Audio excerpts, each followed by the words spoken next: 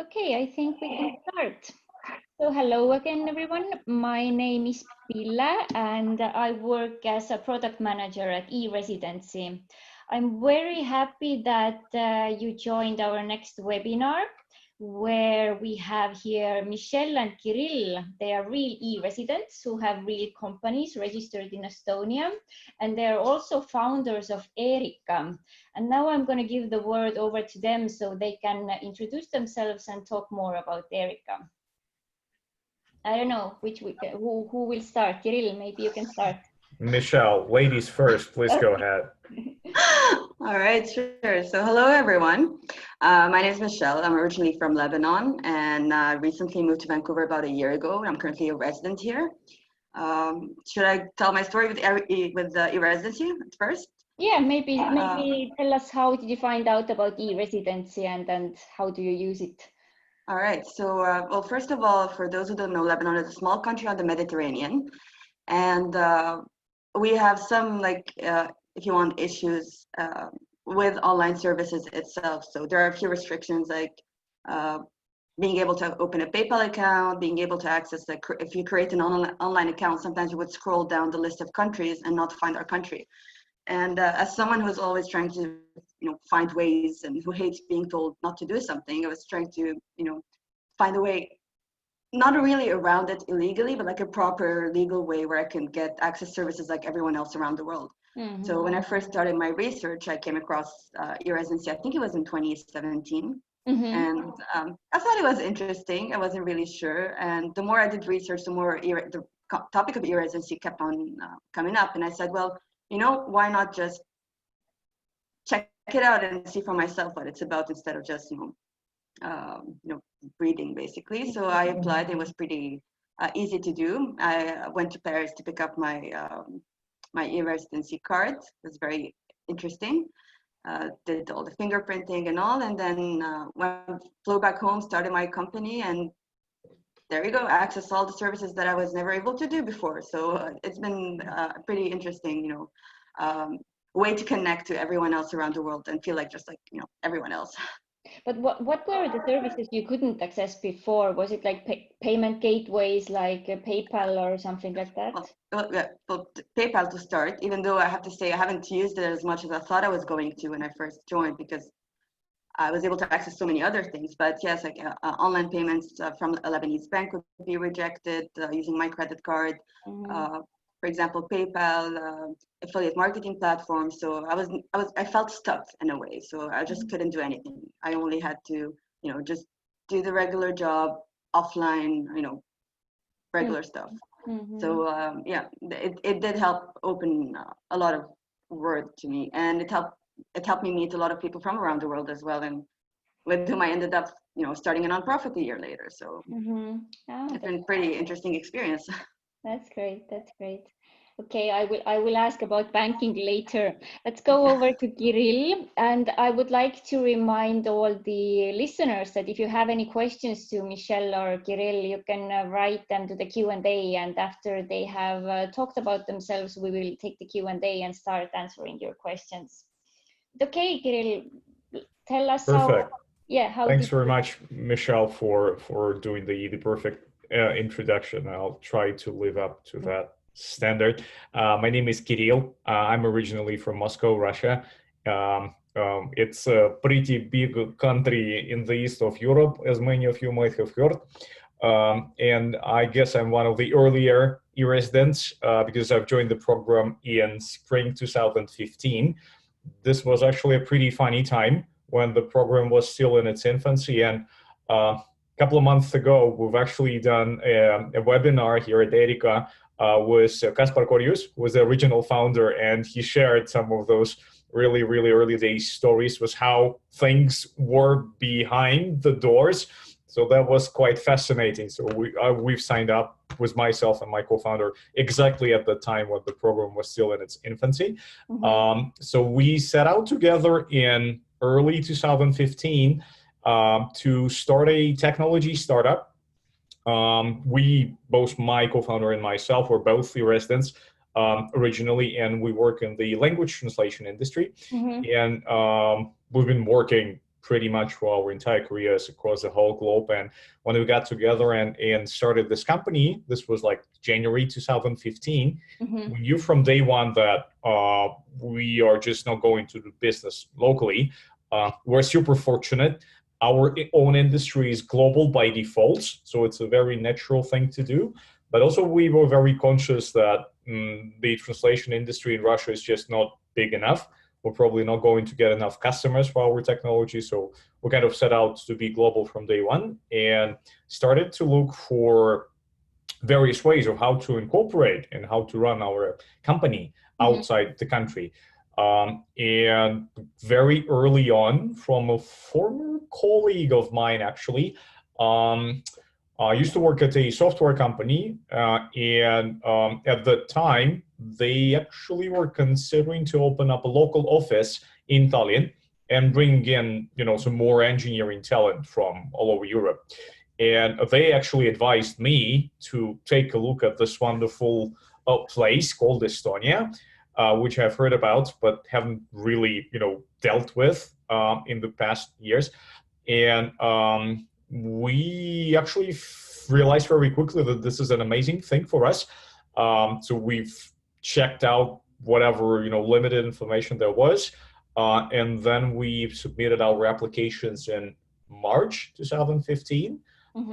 We drove over to Tallinn by car to pick up our cards in person, right? We didn't do the embassy pickup. I think it was not a thing then, or we decided against it.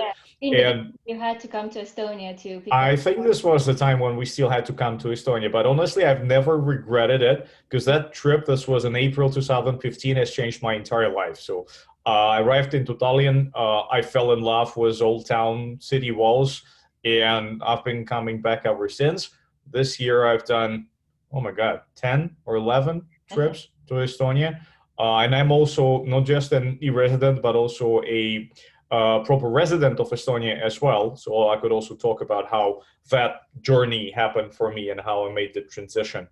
And that's pretty much my story. We've been running our company in Estonia without any local entity, by the way, in Russia since day one. So super happy to share any aspects of how that went and how that's going.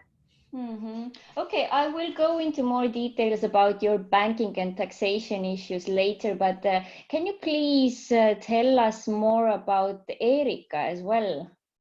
What is Erika, and how did you found it, and what should people know about Erika? Absolutely. So Erika is a non-profit. It's a community organization with the sole goal to bring together all the e-residents of Estonia into one place where they can network, where they can help each other, but where they can also represent the customers of e-residency inside Estonia itself. So the idea behind the organization is to eventually be the voice that can speak on behalf the Estonian residents. And for that purpose, we basically welcome anyone who is already a resident, already running a company or a business through Estonia and through their residency program to join us and be part of that growing community. So we just realized that with 60,000 plus residents, we barely know each other, not even to say we don't really do enough business with each other. So that's probably one thing that Erika set out to fix. We're a super diverse founding group. So both Michelle and myself, we are co-founders, and there are several more people behind it from all over the world. So Michelle is in Canada, another of our co-founders is in Seoul, and we have people from anywhere in between for sure. So trying to kind of represent this very diverse group of people, entrepreneurially minded, very adventurous, loving technology, loving innovation, loving Estonia, for God's sake, better represented to the outside world, but also make sure that we work closer together on cool projects to business and just get to know each other. That's the story of Erika. And anyone can join. So if you have your ID card, you can sign up for sure. Yeah. I'll have to just, if I may add just one more thing. When you first start looking into your residency, you might come up on the Facebook groups, which are a great initial platform to start meeting people who are interested in e-residency. But it's people who have already are e-residents who are very actively working on their companies. they are no longer active there. So in order to find that group, you may have to step away from the Facebook group and join Erica in a way, because we are building a platform that has different members than the ones you may find online, still getting introduced to the basics of e-residency itself. Right. Great point, Michelle. Thanks for that. I think we're trying to kind of catch e-residents a little bit later in their life cycle. So once they are already onboarded, once they figured out, okay, how do I start a company? Which service provider I go with?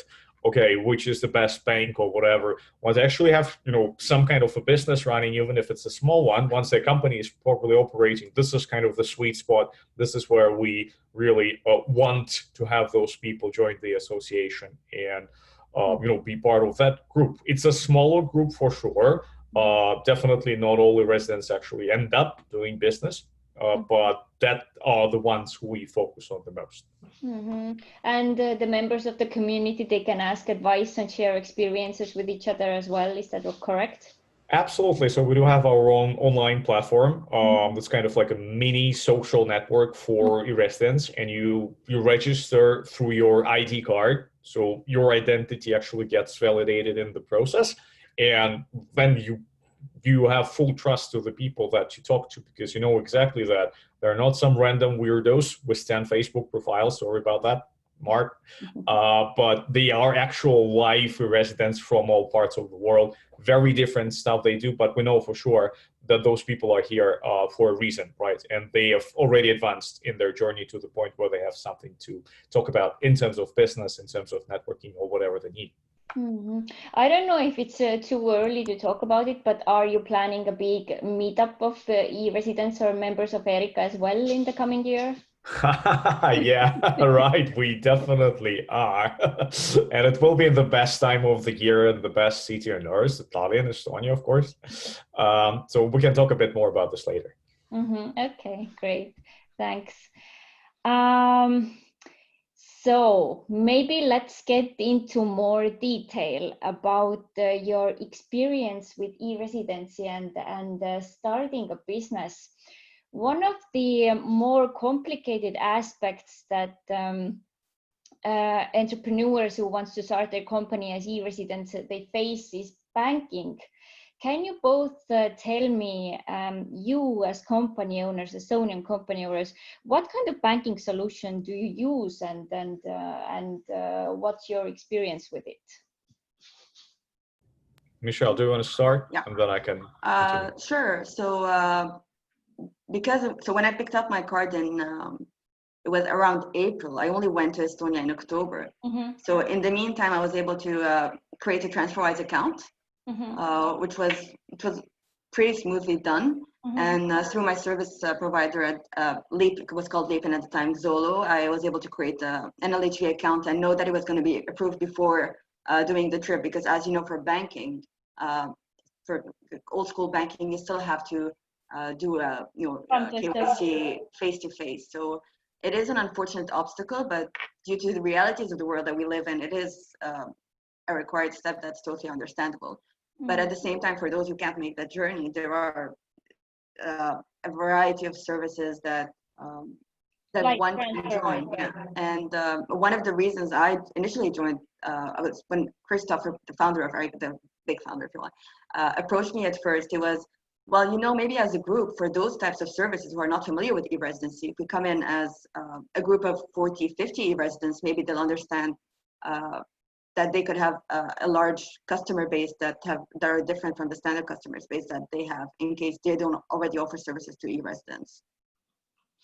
Okay, so you started with the fintech banking, TransferWise, and then moved to traditional banking, and then it was fine for you, right? I still have both, yes. Okay. Kirill, what do you use? Right. Well, my experience is a bit unorthodox. I actually have two companies running in Estonia, and so I went through the process of opening bank accounts quite a number of times.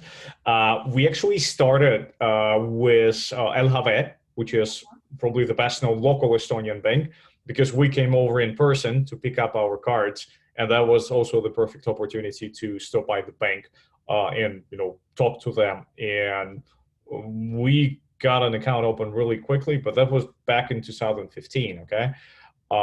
I've opened another account with them in 2017 for my second company. And I was expecting that to be like completely flawless. Come on, that's my second account with you guys. But they still wanted me to come over in person again, because I didn't visit them for 2 years, and apparently they got really lonely and wanted to see me so much. So what I had to do before, my next scheduled trip to Tallinn, was actually open up an account with Holvi, which was a longtime partner of the residency program, and helped me get a bank account and a bank card even delivered to my home in Moscow very quickly. Unfortunately, I understand this option is now being phased out, as Huawei is now starting to focus on other type of users, and maybe we'll do much less work with e-residents, but that worked really well. And I think alternatives like TransferWise, which is what we also use now, just to send money across the border, really, is super helpful as well. I've played with a number of other banking solutions. I've tried Payoneer, I've tried other stuff, and so on and so forth. Yeah, so I've pretty much gone all the way and back when it comes to banking.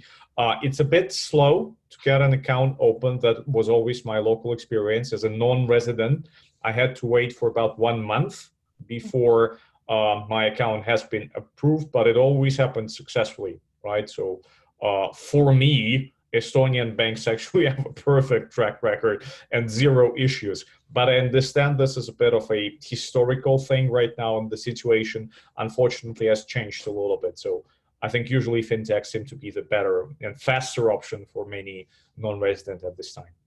Yeah, mostly fintechs are they're more convenient because of the travel aspect. Because of the traditional bank, you would have to travel to Estonia as well, and in many cases it's not possible, or it's complicated for people. Right. Now, we were super lucky since we live pretty close by. For us, it's definitely not a big deal. It takes like a drive or a night train to get over the border. So this is actually convenient for a large portion of residents that live on the in this part of the world.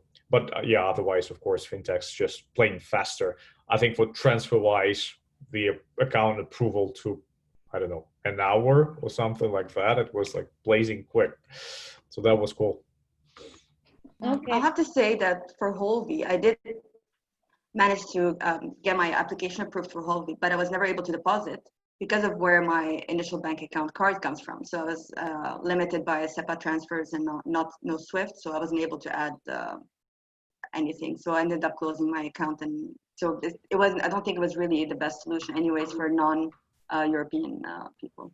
I see. It actually worked super well for me, to be honest, because I used it to accept incoming payments, and that worked like the charm for years. And I also got my card mailed to me, which is a challenge with Estonian banks. So you do have to fly in to apply for an account, but if you also want your card, you'll need to figure out a way of how to pick it up, because most parts of the world, they are not going to ship it to you. So just keep that in mind. That was my experience. I was talking about Holvi. And Holvi was different from Estonian banks because they did ship the cards to me. They just mailed it to me in an envelope, and I still have it in my wallet right now. So that was cool. Unfortunately, with Estonian banks, this is a bit of a challenge. So that's another reason why, if travel isn't the primary obstacle for you, looking into fintechs might be just a tad more convenient.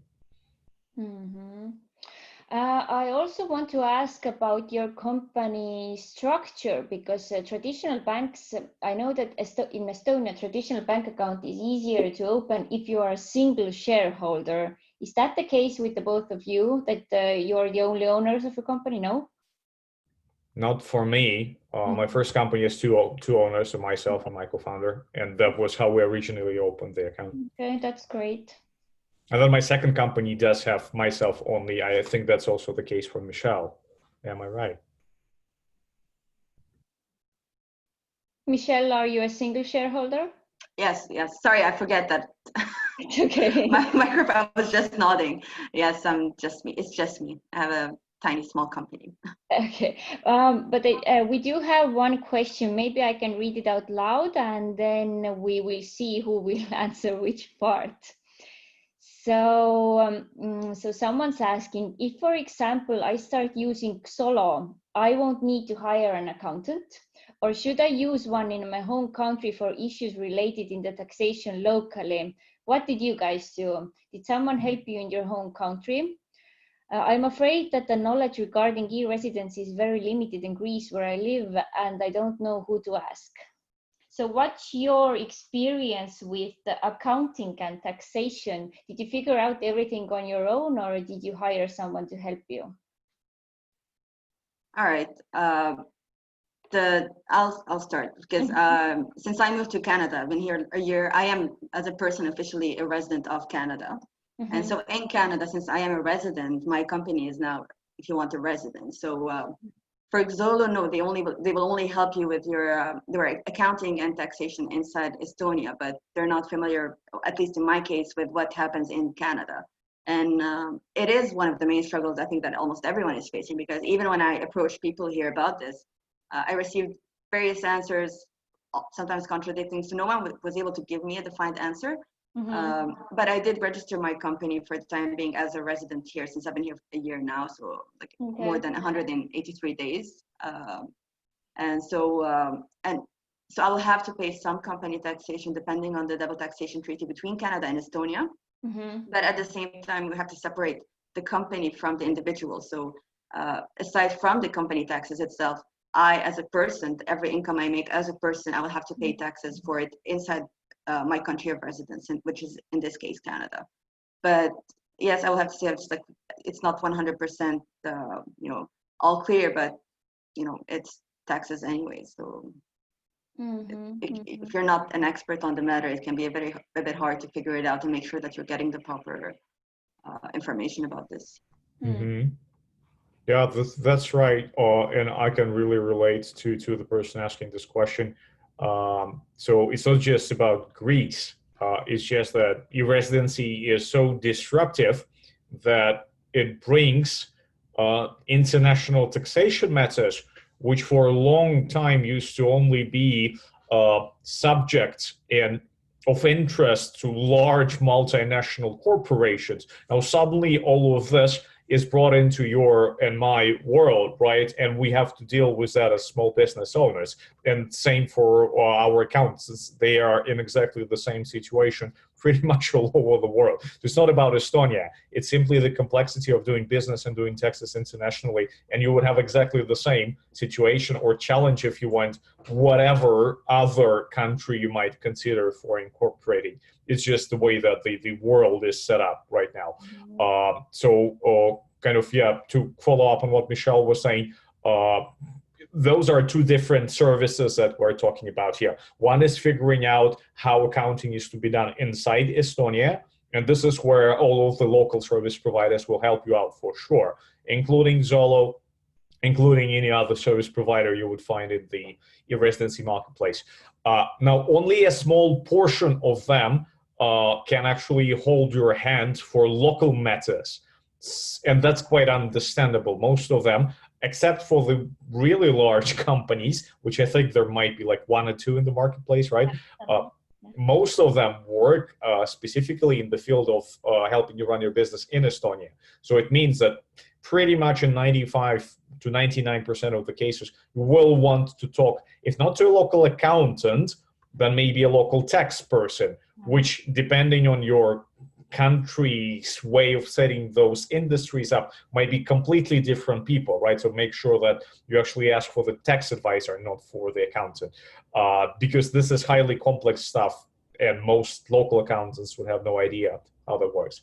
Other than that, I definitely went to a local consultant to help me file all the right papers, like declare the company, make sure we're properly registered, like bank accounts are known and reported on, to all the usual local compliance that has to be done here in Russia. And I guess to some extent you want to do this anywhere else as well.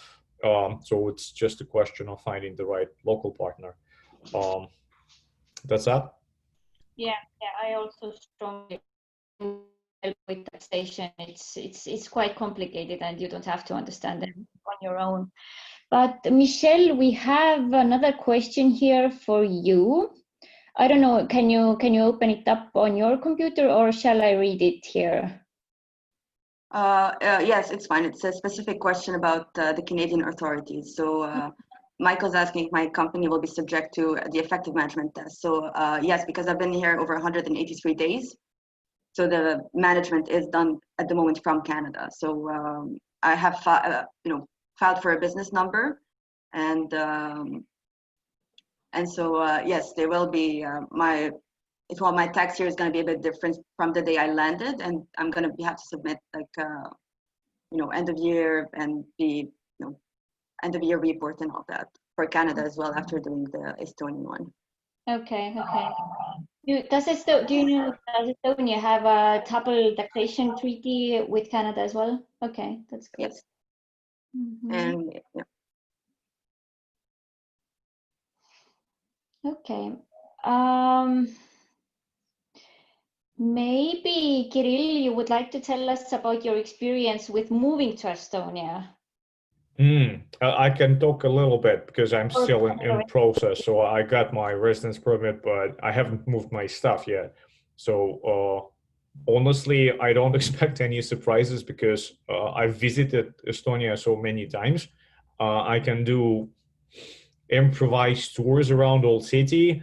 I can introduce my guests to Tallinn, to Estonia myself. So I'm still working on my eesti keel, on my Estonian language. That's pretty much the last challenge to tackle. But other than that, I expect the process to be pretty smooth.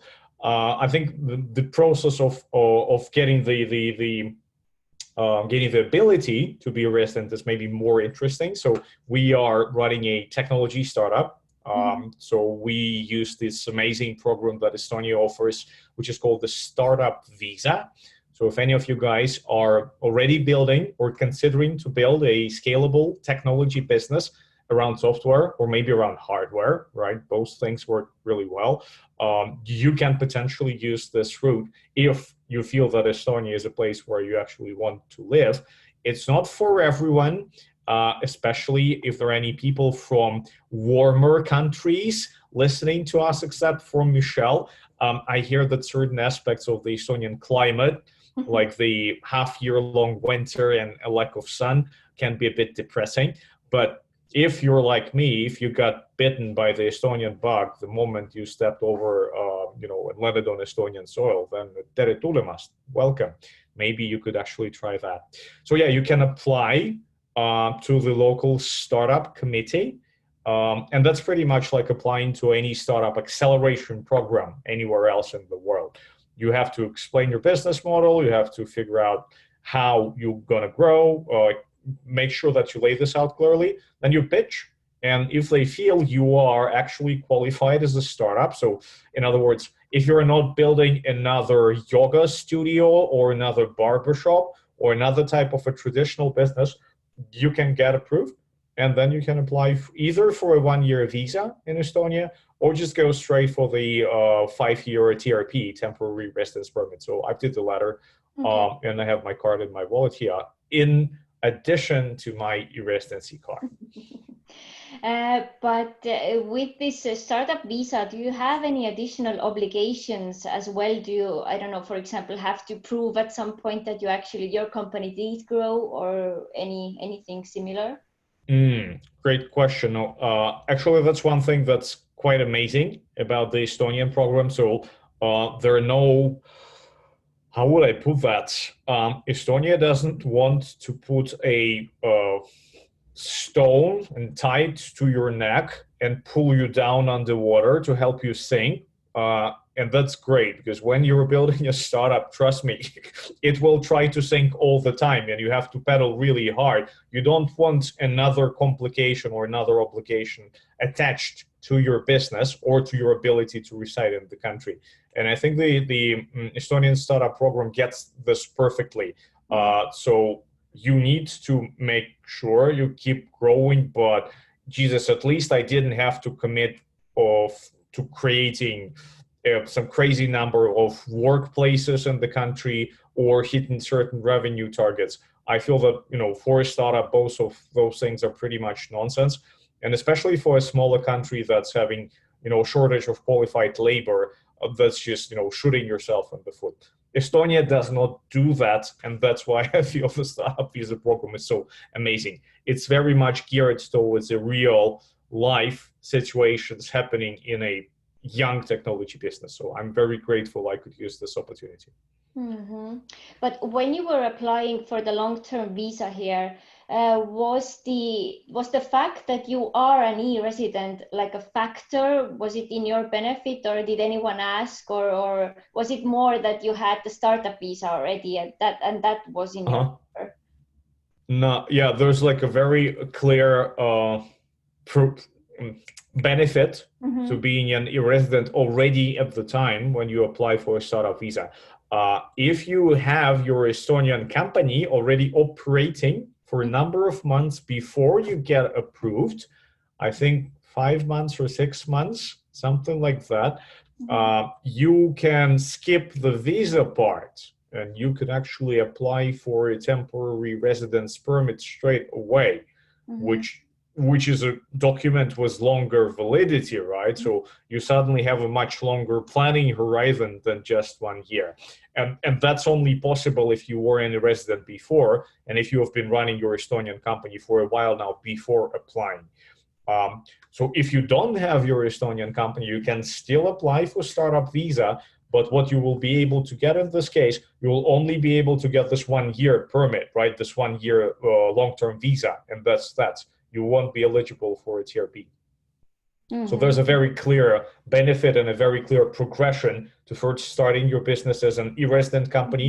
And then if it satisfies the startup criteria set in Estonia, then you can just smoothly migrate into being a full-time resident here if you want. That's how it worked for me. Michelle, there's another question here for you. Sure. Can you take it? If I open 2 fintech accounts. Maybe there's a misunderstanding. You had only one. Maybe it's about for Kirill? TransferWise and Holvi. At some point you had Holvi as well, right? But you didn't actually use it. Yeah, but I didn't use it. I was in order to pay the account fee, I had to put some money into it at first, and I wasn't able to pay their monthly fees, because when I joined, it was I think it was €8 a month or something. So the question was that how did Michelle open up 2 fintech banking accounts, but actually Michelle only used TransferWise and then yeah, and I still have it. Yeah. But in general, I think this is a good question for the both of you. Have you ever regretted anything about e-residency and the entire process? If yes, then what? Oh, wow. I'm honestly surprised to still get this type of question. I'll be completely transparent. I'm not sure, Michelle, what's your take on that? I find it difficult to regret a conscious decision that I took myself. Let me put it this way. So I went in being completely clear why I want to do this and why it will help my business grow. And it did that, plus introduced me to this amazing country that's called Estonia.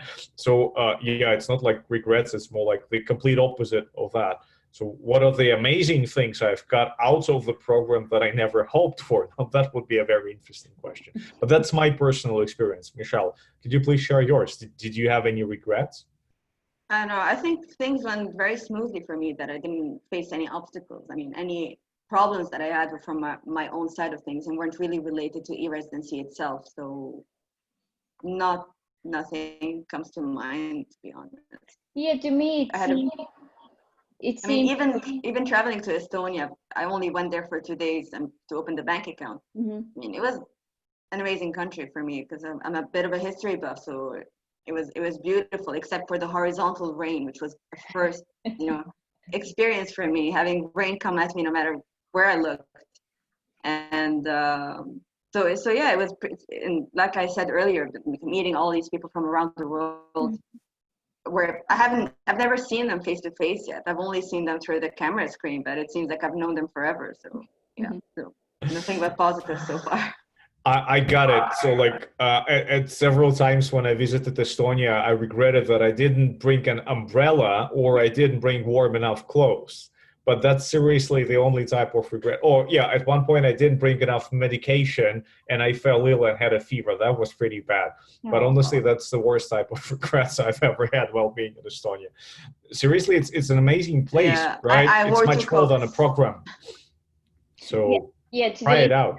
To the listeners who have not been in Estonia, yes, it's true that it does rain a lot here, even in the summer, but we do have pharmacies if you should get sick. So yes, yeah, it was just a case of pretty unfortunate timing when I had to hop on a train and get out of the country, and that was a bit difficult. Anyway, that's a story for another webinar. But can we talk more about what's going to happen hopefully in May with Erika here in Estonia? Michelle, what's going to happen in May? Can we tell them? Yeah, I think we should. Yeah, almost 5 months. And for people who still need a visa to fly to Estonia, now is the time to start preparing for the upcoming trip. So yeah, what's going to happen? Yeah. Let's spill it out, and then I'll fill in the details, okay? Fill in the details. So, well, we're organizing not a small event. A huge event. Yeah, a festival that will follow the latitude, the event tech event in Estonia, and we're hoping to bring in the e-residence part of the e-residence part together.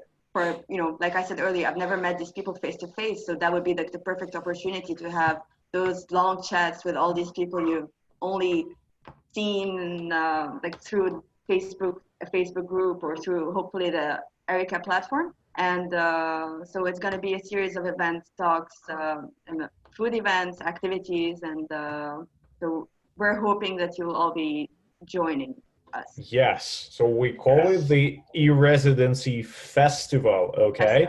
And that's kind of the big thing that our small association, Erika, is organizing, maybe together with help or contributions from some of you guys who are listening to this now.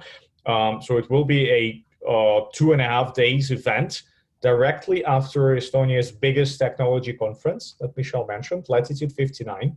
The festival is happening right after the conference, starting on Friday nights. It will be 29th of May, 2020, so 29th of May next year. And then Saturday, May 30 is the main day, and then 31st of May, Sunday, is the last final day of the conference. We want to have as many residents as technically possible in Tallinn during this weekend.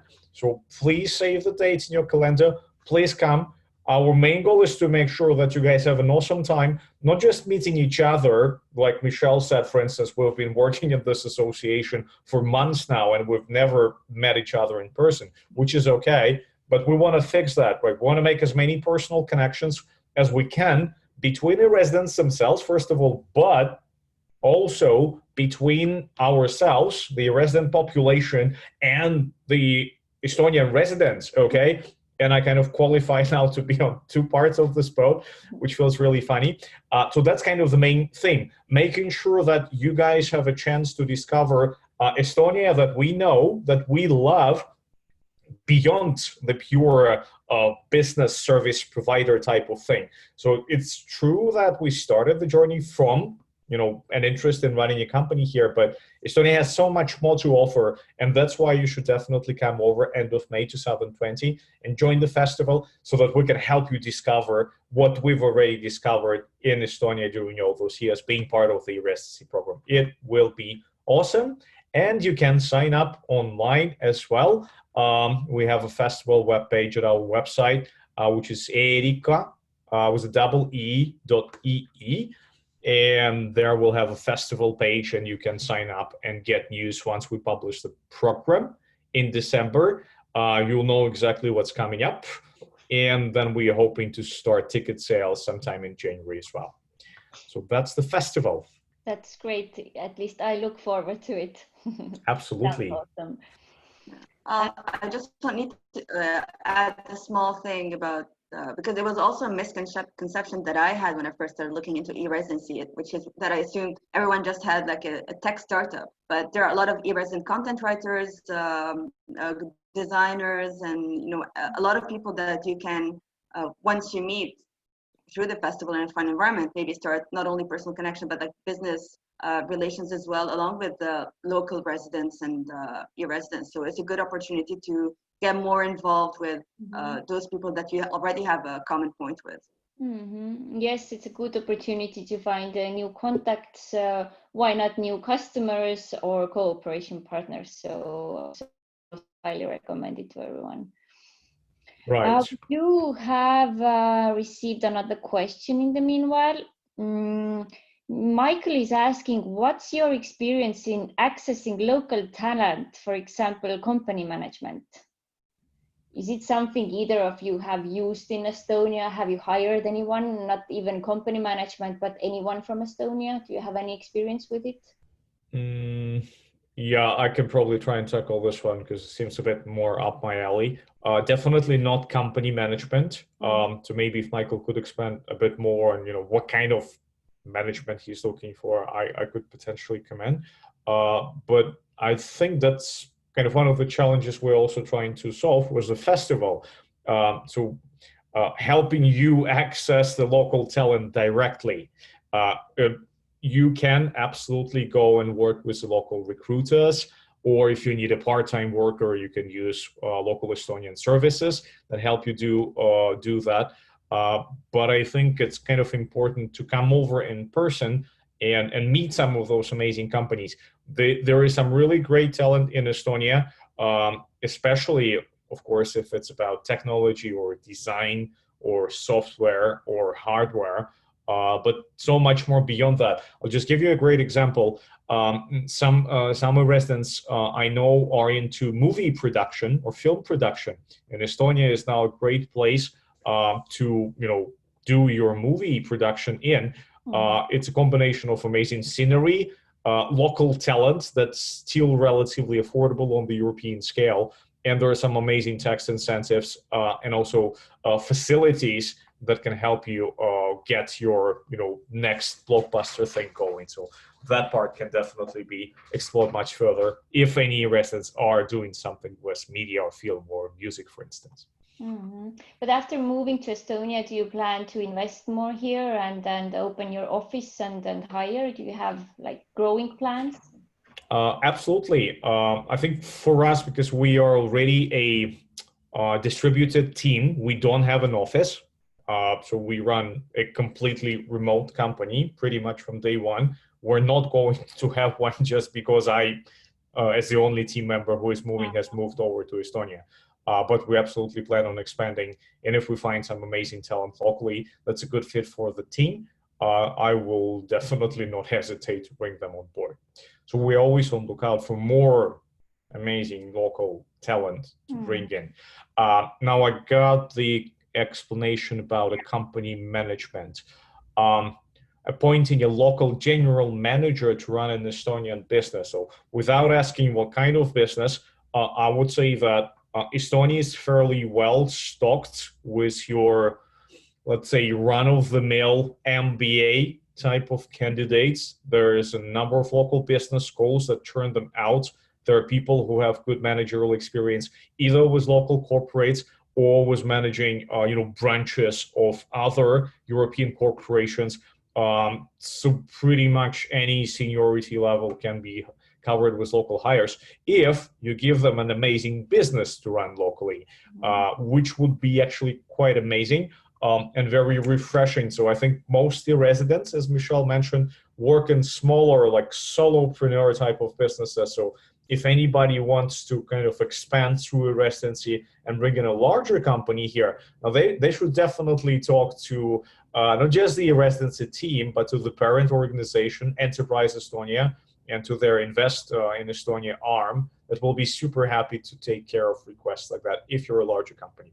Or just work with local headhunters or executive recruiters to help you get this job done and find the right person. Absolutely possible. I would like to add, just in case, to Michael's question, that in most industries, you don't have to hire a local manager here in Estonia if you don't want to.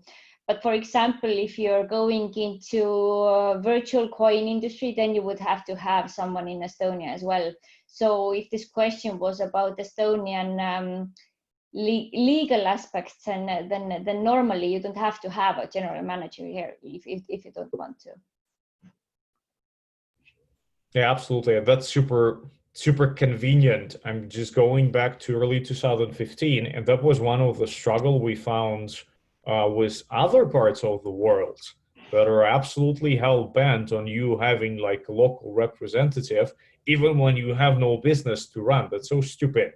I think Estonia really did a great decision back then to make it super transparent, to make sure that the beneficiaries are the real owners, kind of kicking out this weird institution of deputy directors or designated local directors that just, you know, simply doesn't have any room in Estonia. And that's quite amazing. So you don't need to have a fake person assume control of the company, because guess what? You can just do it yourself.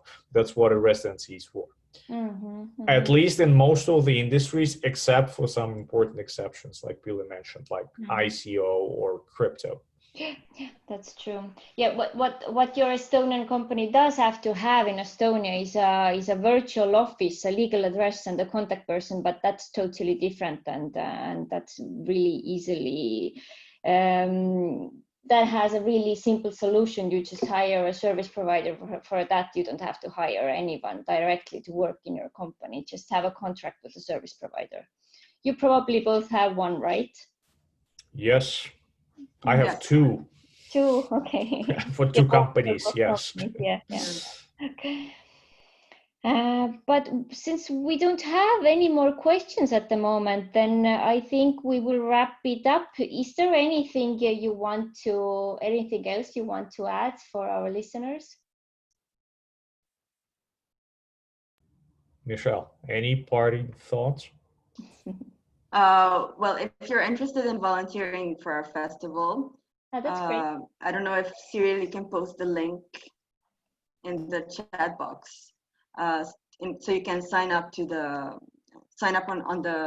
a volunteer to the festival and help us organize everything, and participate and be part of the community itself. So I don't know if you can.